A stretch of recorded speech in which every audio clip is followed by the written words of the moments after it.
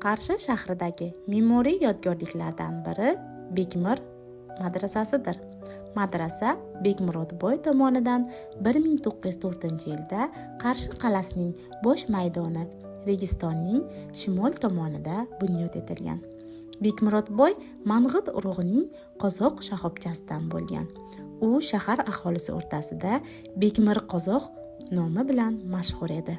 Shu sababli madrasa Bekmir qozoq nomi bilan ham yuritilgan. Madrasa peshtoqi ostidagi marmar lavhga arabiy imlo bilan fors tilida uni qurdirgan kishi va me'morning shaxsi hamda qurilgan sana o'yib yozilgan. Madrasa buxorocha uslubda koshinsiz, cho'zinchoq, pishiq ishlar bo'yiga 24, eniga esa 25 metrni hajmda bunyod etilgan. Hovlining yuzasi 12,1 ga 11,8 metrni tashkil qiladi. Atrofdagi hujralar soni 23 ta. Darvozadan kirishda o'ng va chap tomonlarda darsxonalar joylashgan.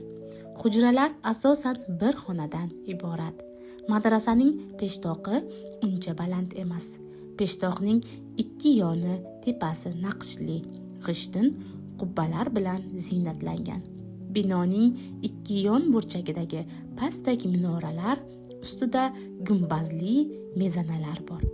Bekmur madrasasi asosan bir qavatli bo'lib, uning peshtoq tarafidagi ikkinchi qavatda ham hujralar joylashgan.